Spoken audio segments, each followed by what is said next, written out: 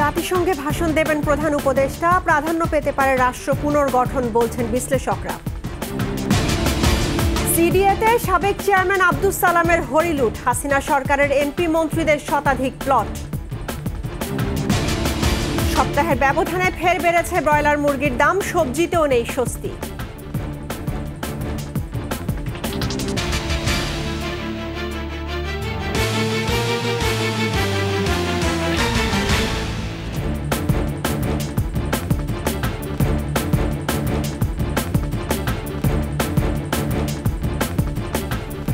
শুনছিলেন first security ইসলামী bank PLC সংবাদ শিরোনাম। আমন্ত্রণ ২১ দেশের সংবাদে, আপনাদের সঙ্গে আছি রাহনুমা রাহি।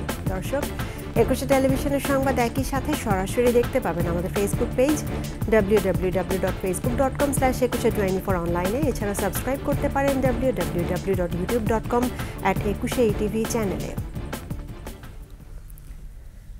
জাতিসংঘ সাধারণ পরিষদের ৭৯তম অধিবেশনের মূল পর্বে আজ বাংলায় ভাষণ দেবেন প্রধান উপদেষ্টা অধ্যাপক ডক্টর মোহাম্মদ ইউনূস। প্রধান উপদেষ্টা প্রেস উইং জানিয়েছে, রাত ৮টা থেকে রাত ৯:৩০টার মধ্যে যে কোনো সময় ভাষণ দেবেন প্রধান উপদেষ্টা। বিশ্লেষকরা বলছেন, জুলাই বিপ্লব, রাষ্ট্রকাঠামো পুনর্গঠনের জন্য সরকার গৃহীত সংস্কার কার্যক্রম, রোহিঙ্গা সংকট, জলবায়ু পরিবর্তন, অন্তর্ভুক্তিমূলক অর্থনৈতিক উন্নয়ন এবং অন্যান্য বৈশ্বিক ও আঞ্চলিক বিষয়ে প্রধান উপদেষ্টার ভাষণে স্থান পেতে পারে। বিস্তারিত জানাচ্ছেন নাহিদ সিরাজি নিম্মি। বাংলাদেশের অন্তর্বর্তী সরকার প্রধান হিসেবে নোবেলজয়ী একমাত্র বাংলাদেশি ডক্টর মোহাম্মদ ইউনূসের জাতিসংঘ সাধারণ পরিষদে প্রথম ভাষণ আজ। ঐতিহাসিক এই মুহূর্তে দেশবাসীর নজর থাকবে তার ভাষণের দিকে। বিশ্লেষকরা বলছেন, এতে উঠে আসতে পারে রাষ্ট্র পুনর্গঠনের প্রস্তাবনা ও অন্যান্য সংস্কার সহ বিভিন্ন গুরুত্বপূর্ণ বিষয়। রাষ্ট্র সংস্কারের প্রশ্ন আসছে এবং এই সংস্কার প্রশ্নে আন্তর্জাতিক সম্প্রদায়, বিশেষ করে আমেরিকা সহ অনেকে সহযোগিতা প্রদানের আশ্বাস দিয়েছেন। তো এই বিষয়গুলো আসবে। এট দ্য সেম টাইম বাংলাদেশের অর্থনৈতিক যে একটা সম্ভাবনা আছে, বিকাশের সম্ভাবনা, সেই বিষয়গুলো আসবে। আন্তর্জাতিক যে সম্প্রদায় বাংলাদেশের সাথে কি করে বায়োল্যাটারাল নানান ধরনের পার্টনারশিপের মধ্য দিয়ে বাংলাদেশের অর্থনীতির উন্নয়নে একটা সহযোগী হিসেবে কাজ করতে পারে, সে বিষয়গুলো আসবে। ভাষণে থাকতে পারে পাচার হওয়া অর্থ পুনরুদ্ধারের বিষয়টিও। আমাদের সবসময় প্রশ্ন থাকে যে টাকাটা তো গেল খুব সহজে, বাড়িঘরও কিনে ফেললো, সেটা কেমন করে হয়? কারণ একটা টাইম তো নিশ্চয়ই আছে তাদের একটা বাড়িঘর কেনার, যে কোত্থেকে টাকাটা এসেছে। তো সহজে যদি যেতে পারে তাহলে সহজে ফেরতটা আসবে না কেন? অধিবেশনের সাইডলাইনে রোহিঙ্গা সংকট এবং সমাধান নিয়ে আলোচনা হলেও পুনরায় তা থাকতে পারে প্রধান উপদেষ্টার ভাষণেও। ৭ বছর হয়ে গেল একজন রোহিঙ্গাও মিয়ানমারে ফেরত যায়নি, এই কথাটা তিনি সাইডলাইনে কনফারেন্সে বলেছেন। কিন্তু সেটার যে ফোকাসটা, আর জাতিসংঘের জেনারেল অ্যাসেম্বলিতে উনি যে বক্তব্য দেবেন বাংলাদেশের সরকার প্রধান হিসেবে, সেটার বক্তব্য কিন্তু আলাদা। সুতরাং আমরা আশা করি যে মূল বক্তব্যটা ভাষণে তুলে ধরবেন বলে আমরা আশা করি। এছাড়াও গণ অভ্যুত্থানের মধ্য দিয়ে বাংলাদেশের তরুণরা যে পরিবর্তনে ভূমিকা রেখেছে, প্রধান উপদেষ্টা বিশ্ব দরবারে সে বিষয়টিকেও তুলে ধরবেন, এমনটা মনে করছেন বিশ্লেষকরা। গণ অভ্যুত্থানে ছাত্র জনতার যে বিরোচিত যে ভূমিকা, সেটাকে তিনি তুলে ধরবেন। নাহিদ সিরাজি নিম্মি, ২১ টেলিভিশন, ঢাকা। প্রধান উপদেষ্টা ডক্টর মোহাম্মদ ইউনূসের সঙ্গে সাক্ষাৎ করে বাংলাদেশের অন্তর্বর্তী সরকারের প্রতি সমর্থন জানিয়েছেন জাতিসংঘ মহাসচিব অ্যান্তনিও গুতেরেস। আর আন্তর্জাতিক অপরাধ আদালতের প্রসিকিউটরের সঙ্গে বৈঠকে উঠে আসে জুলাই-আগস্ট গণহত্যার বিষয় এবং মামলা দায়েরের পদ্ধতি প্রসঙ্গ। এছাড়া ইউরোপীয় কমিশন প্রেসিডেন্টের সঙ্গে সাক্ষাতে দুর্নীতি রোধ ও প্রয়োজনীয় সংস্কারের বিষয়ে আলোচনা হয়। বিস্তারিত আফসানা নীলার ডেস্ক রিপোর্টে। নিউ ইয়র্কের স্থানীয় সময় বৃহস্পতিবার দুপুর ২টায় জাতিসংঘের সাধারণ অধিবেশনের সাইডলাইনে প্রধান উপদেষ্টা ডক্টর মোহাম্মদ ইউনূসের সঙ্গে সাক্ষাৎ করেন জাতিসংঘের মহাসচিব অ্যান্তনিও গুতেরেস। এ সময় ডক্টর মোহাম্মদ ইউনূস অন্তর্বর্তী সরকারের প্রধান উপদেষ্টা হিসেবে দায়িত্ব গ্রহণ করায় অভিনন্দন জানান অ্যান্তনিও গুতেরেস। জাতিসংঘের শরণার্থী বিষয়ক হাই কমিশনার ফিলিপ্পো গ্রান্ডির সঙ্গেও আলোচনায় বসেন প্রধান উপদেষ্টা।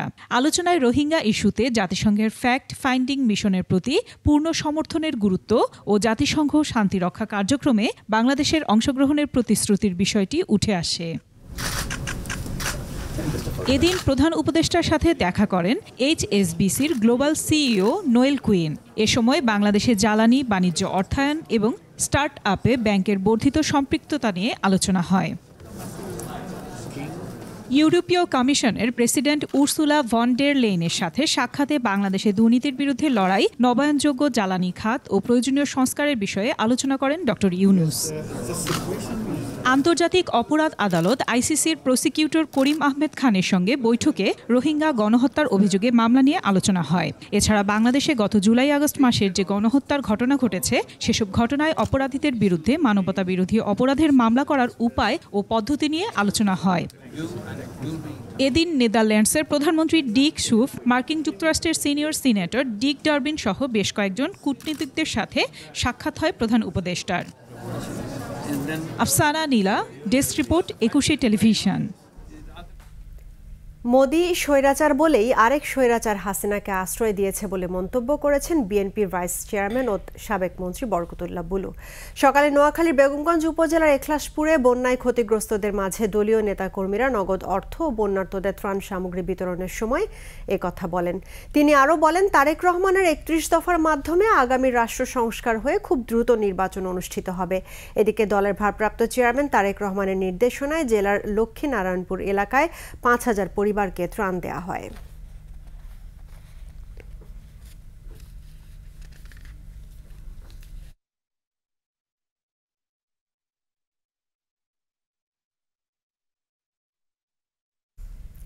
ছাত্র জনতার আন্দোলনে গণহত্যাকারীদের এদেশে রাজনীতি করার অধিকার নেই বলে মন্তব্য করেছেন জামায়াতে আমির ডাক্তার শফিকুর রহমান। খুলনার সোনাডাঙ্গায় মহানগর জামায়াতের রুকন সম্মেলনে তিনি বলেন, সংস্কার ও নির্বাচনের রোডম্যাপ বিষয়ে রাজনৈতিক দলগুলোর সাথে আলোচনা করতে হবে। যৌক্তিক সময়ের মধ্যে গ্রহণযোগ্য নির্বাচন দিয়ে সম্মানের সাথে অন্তর্বর্তী সরকারকে বিদায় নিতে হবে। গণহত্যাকারীরা যেন রাজনীতিতে ফিরতে না পারে সে বিষয়ে সজাগ থাকারও আহ্বান জানান জামায়াতের আমির। দেশে যারা জনগণের উপর গণহত্যা সংগঠন করেছে, গণহত্যাকারীদের জনগণের ময়দানে রাজনীতি করার কোনো অধিকার থাকতে পারে না। প্রভাব খাটিয়ে সিডিএর শতাধিক প্লট হাতিয়ে নিয়েছে ক্ষমতাচ্যুত শেখ হাসিনা সরকারের এমপি, মন্ত্রী, নেতারা। অনিয়মকে নিয়ম বানিয়ে নিজের আত্মীয় স্বজন, ব্যক্তিগত কর্মকর্তা কর্মচারীদের নামেও প্লট বাগিয়ে নেন রাজনৈতিক বিবেচনায় নিয়োগ পাওয়া সিডিএর সাবেক চেয়ারম্যান আব্দুস সালাম। চট্টগ্রাম থেকে সিডিএর অনিয়ম, দুর্নীতি আর প্লট কেলেঙ্কারি নিয়ে বিস্তারিত জানাচ্ছেন হাসান ফেরদৌস। ক্যামেরায় ছিলেন বিপ্লব মজুমদার।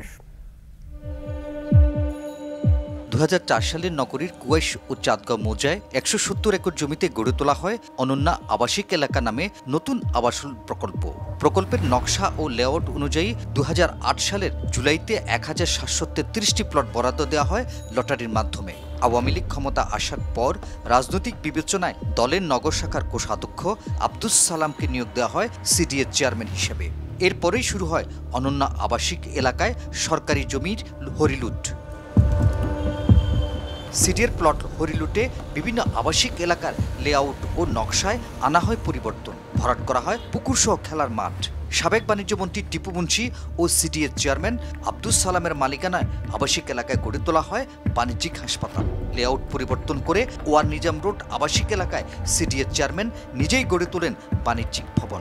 সিডিএ আসলে কিছু করতে পারবে না কিংবা সিডিএকে ম্যানেজ করা যাবে, এই ধারণা থেকেই কেউ কিন্তু আইন অনুযায়ী ভবনগুলো নির্মাণ করছে না। এদিকে সিডিএর 384তম বোর্ড সভায় জ্যেষ্ঠতা লঙ্ঘন করে অনুগত কর্মকর্তা কর্মচারীদের নামে বরাদ্দ দেওয়া হয় 50টি প্লট। নীতিমালা তোয়াক্কা না করে 6 বছর আগের জমির মূল্য দেখিয়ে 2013 সালের 9 অক্টোবর সিডিএর 405তম বোর্ড সভায় মন্ত্রী, এমপি, দলের নেতা পাতি নেতাদের দেওয়া হয় 60টি প্লট। আমাদের প্ল্যানটা ছিল যে সেখানে আমরা ওপেন স্পেস করব, এখানে হাঁটবো, মানুষ হাঁটার জায়গা থাকবে, খেলার মাঠ থাকবে, ইয়ে থাকবে, কিন্তু ওইটা ভরাট করে, পুকুর ভরাট করে এখানে কিন্তু প্লট বাণিজ্য করা হয়েছে। যেসব মন্ত্রী, এমপিদের নামে প্লট বরাদ্দ দেওয়া হয় তারা হলেন সাবেক মন্ত্রী হাসান মাহমুদ, ইঞ্জিনিয়ার মোশাররফ হোসেন, দিলীপ বড়ুয়া, ডাক্তার আফসারুল আমিন, আনিসুল ইসলাম মাহমুদ, দীপঙ্কর তালুকদার, নুরুল ইসলাম বিএসসি, সাইফুজ্জামান চৌধুরী জাবেদ, বীর বাহাদুর ঐশী সিং, সাবেক হুইপ শামসুল হক চৌধুরী, সাবেক MP Fazle Karim Chowdhury, ABM Abul Kashem, MP Latif, Mainuddin খান বাদল, জামনারা বেগম, ঢাকা বিশ্ববিদ্যালয়ের সাবেক উপাচার্য একে আজাদ চৌধুরী, আওয়ামী লীগ নেতা মাহাতাবউদ্দিন চৌধুরী, মুসলিম উদ্দিন আহমেদ সহ আওয়ামীপন্থী বিভিন্ন পেশাজীবীরা। আরও 2 দফায় সিডিএর বোর্ড সদস্য যুবলীগ নেতা KBM শাহজাহান ও জসিমউদ্দিন শাহ, সিডিএর চেয়ারম্যানের ব্যক্তিগত সহকারী তারেক গনির মা জাকিয়া বেগম, পারিবারিক ব্যবসা প্রতিষ্ঠান ওয়েল গ্রুপের জনসংযোগ কর্মকর্তা সেতু বড়ুয়াকে গোপনে প্লট বরাদ্দ দেন রাজনৈতিক বিবেচনায় নিয়োগ পাওয়া সিডিএর সাবেক চেয়ারম্যান আব্দুস সালাম। প্লট কেলেঙ্কারিতে জড়িতদের আইনের আওতায় এনে শাস্তির দাবি নগরবাসীর। হাসান ফেরদৌস, একুশে টেলিভিশন, চট্টগ্রাম। সপ্তাহের ব্যবধানে ফের বেড়েছে ব্রয়লার মুরগির দাম। সবজির বাজারেও নেই স্বস্তি। ইলিশের দাম সাধারণের নাগালের বাইরে। 1 কেজি ওজনের ইলিশের দাম 16 থেকে 1700 টাকা। বিস্তারিত মাহিলা ইসলামের রিপোর্টে। ব্রয়লার মুরগি সাধারণ মানুষের পরিচিত আমিষ, তবে দাম বেড়ে যাওয়ায় এখন তা অনেকটাই নাগালের বাইরে। সপ্তাহের ব্যবধানে ব্রয়লার মুরগির দাম কেজিতে প্রায় 60 টাকা বেড়েছে। বিক্রেতারা বলছেন পাইকারি বাজার থেকেই বেশি দামে কিনতে হচ্ছে। আজকে পাকিস্তানি সোনালী বিক্রি করতেছি 250 থেকে 260 টাকা, ব্রয়লার মুরগি বিক্রি করতেছি 185 থেকে 190 টাকা, দেশি মুরগি বিক্রি করতেছি 520 টাকা। বেড়েছে সব ধরনের সবজির দাম। যেখানে গত সপ্তাহে সব সবজির দর ছিল 60 টাকা, আজ সেখানে বিক্রি হচ্ছে 80 থেকে 90 টাকা। বেড়েছে আদা, রসুন, পেঁয়াজ ও আলুর দামও। খুচরায় 10 টাকা পর্যন্ত বেশি বিক্রি হচ্ছে। বটবড়ি 80 টাকা, 90 টাকা, শসা 80, দুন্দুল 70 টাকা, বেগুন 80 টাকা। লাউ অবশ্য ভালো মানের লাউ কিনতে গেলে একটু বেশি না, এরা 120 টাকা একটা লাউ। বেগুনের দাম যেটা ছিল 100 টাকার মধ্যে এখন এটা 130 টাকা, 120 টাকা। বন্যা নাই, ওই জন্য বৃষ্টি নেই, তারপর দেখবেন যে 80 টাকা, 120 টাকা, 100 টাকার সবজি। ইলিশের বাজারও উত্তাপ। 1 কেজি ইলিশের দাম হাঁকানো হচ্ছে 1600 থেকে 1700 টাকা পর্যন্ত এবং প্রায় সকল মাছের দাম 5 টাকা থেকে 10 টাকা বেশি। এখন ইলিশ মাছ বর্তমান চলতেছে 1 কেজিটা 1700-1800, 1 কেজি পেলাস যেটা 200, 300, 400 এগুলো চলতেছে 2000। কাজকি বেচা 400 টাকা কেজি, সাবিলে বেচা 450, পোয়া মাছ বেচাছি 450 টাকা কেজি। ইলিশের দিকে একটু তাকাতে ভয় লাগে, ঠিক আছে আপাতত এখন ইলিশটা, তারপর ট্রাই করবো, দেখা যাক কি হয়। 2 দিনের ব্যবধানে বেড়েছে চিনির দামও, ছোলার দামও বাড়তি। চিনি যেমন পরশুদিন আমরা বেশি 120 টাকা আমাদের কিনা ছিল, আমরা 125 টাকা বিক্রি করছি। আমাদের কালকে কিনেছে 125 টাকা 20 পয়সা কিনা, আমরা 130 টাকা। প্রতি কেজি চিনিতে 5 টাকা করে কেজিতে বাইরে গেছে মাত্র 2 দিনকার ব্যবধান। গরু ও খাসির মাংস এবং ডিমের দাম অপরিবর্তিত। মাহিলা ইসলাম, একুশে টেলিভিশন, ঢাকা। নিচ্ছি সংবাদ বিরতি। যখন ফিরছি তখন অন্যান্য খবরের সঙ্গে আরও থাকবে। ক্ষতি পুষিয়ে নিতে ছুটির দিনেও খোলা পোশাক কারখানা, চলছে পুরোদমে উৎপাদন।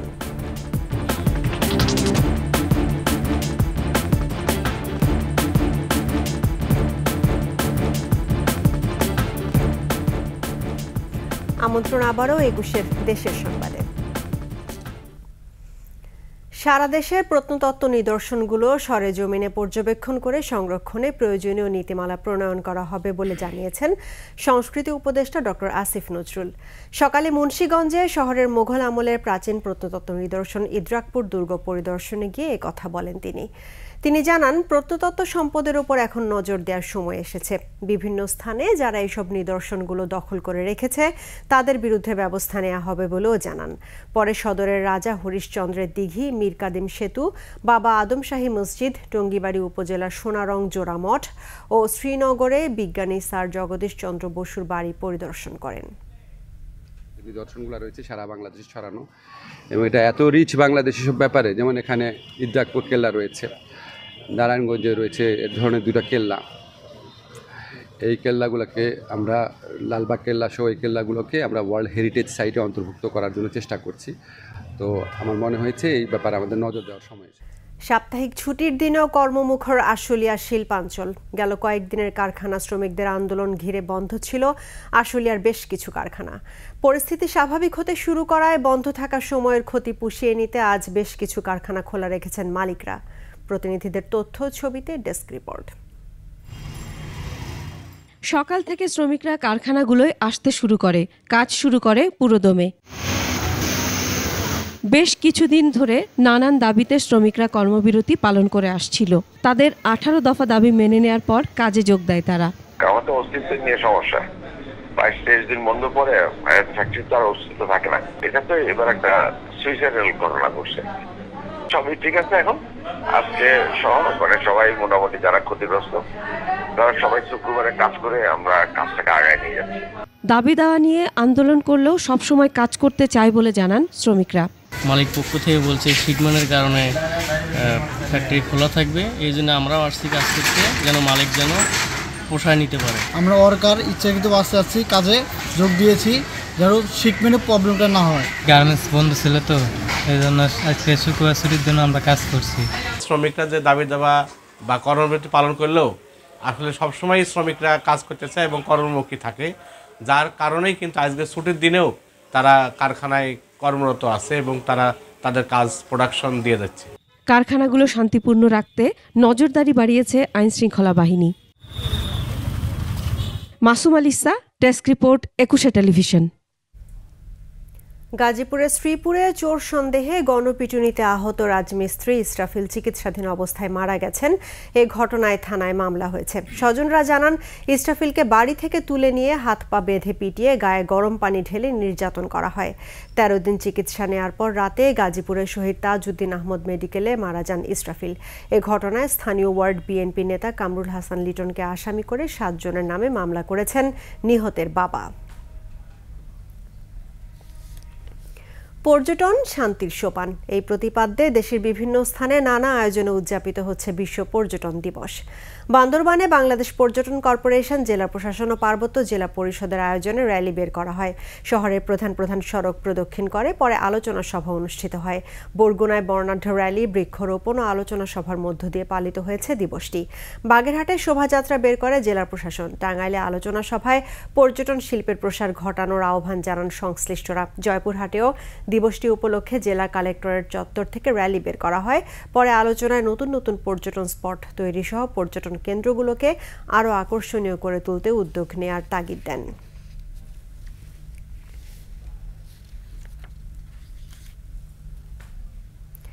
সুন্দরবনকে ঘিরে বাংলাদেশে পর্যটন শিল্পের রয়েছে অপার সম্ভাবনা, কিন্তু সঠিক পরিকল্পনা ও বন বিভাগ সহ পর্যটন শিল্পের সাথে জড়িতদের সমন্বিত পরিকল্পনার অভাবে বারবার হোঁচট খাচ্ছে সুন্দরবনের পর্যটন শিল্প। ফলে দক্ষিণাঞ্চলে ব্যাহত হচ্ছে পর্যটন কেন্দ্রিক অর্থনীতি ও সামাজিক উন্নয়ন। মোংলা প্রতিনিধি আবুল হাসান ও বাগেরহাট প্রতিনিধি ময়নুল ইসলামের তথ্য ও ছবিতে ডেস্ক রিপোর্ট। জীববৈচিত্র্যের প্রাচুর্যে সুন্দরবন অন্যান্য পর্যটন স্পটগুলো থেকে অনেকটাই আলাদা। বিশ্বের সবচেয়ে বড় ম্যানগ্রোভ এই বন পেয়েছে ইউনেস্কোর ওয়ার্ল্ড হেরিটেজের স্বীকৃতি। রয়্যাল বেঙ্গল টাইগার আর নানা ধরনের পাখি, চিত্রাল হরিণ, কুমির, ডলফিন সহ অসংখ্য প্রজাতির প্রাণী বিচরণ ক্ষেত্র এই বন বারবার আকর্ষণ করে দেশ বিদেশের পর্যটকদের। তবে সুন্দরবনের পর্যটন এলাকাগুলোতে এখনো হয়নি পর্যটক বান্ধব অবকাঠামো, আর ইকো ট্যুরিজমের অনুমতি পেতে অপেক্ষা করতে হয় দীর্ঘ সময়। বিপুল জনগোষ্ঠীর কর্মসংস্থানের সুযোগ হবে বা সুযোগ বৃদ্ধি পাবে, তবে বনের সুরক্ষা নিশ্চিত করতে হবে এবং সুন্দরবন ভ্রমণের নীতিমালা কঠোরভাবে পালন করতে হবে। সুন্দরবনের আশেপাশে যে গ্রামগুলি আছে সেগুলোকে ইকো ভিলেজ ট্যুরিজম সেন্টারে পরিণত করতে হবে। বন বিভাগ বলছে 2014 সালে ভ্রমণ নীতিমালা তৈরি হয়েছে। এর আলোকে নতুন পর্যটন স্পট বাড়ানো হচ্ছে। আমাদের যে আগে 7টা টুরিস্ট স্পট ছিল সেটাকে আরো 4টা বৃদ্ধি করে এখন 11টা করা হয়েছে এবং সেখানে প্রচুর কাজ হচ্ছে এবং পর্যটক সেখানেও যাচ্ছে। ইকো ট্যুরিজমের জন্য দক্ষ মানব সম্পদ তৈরিতে গুরুত্ব দিচ্ছে বন বিভাগ। Masum আলিসা, desk report, 21 television. আর এরই সঙ্গে শেষ করছে 21 দেশের সংবাদ। তবে যাবার আগে ফার্স্ট সিকিউরিটি ইসলামী ব্যাংক পিএলসি সংবাদ শিরোনামগুলো জানাবো আরও একবার। রাতে জাতিসংঘে ভাষণ দেবেন প্রধান উপদেষ্টা। প্রাধান্য পেতে পারে রাষ্ট্র পুনর্গঠন, বলছেন বিশ্লেষকরা। সিডিএতে সাবেক চেয়ারম্যান আব্দুস সালামের হরিলুট, হাসিনা সরকারের এমপি মন্ত্রীদের শতাধিক প্লট। সপ্তাহের ব্যবধানে ফের বেড়েছে ব্রয়লার মুরগির দাম, সবজিতেও নেই স্বস্তি।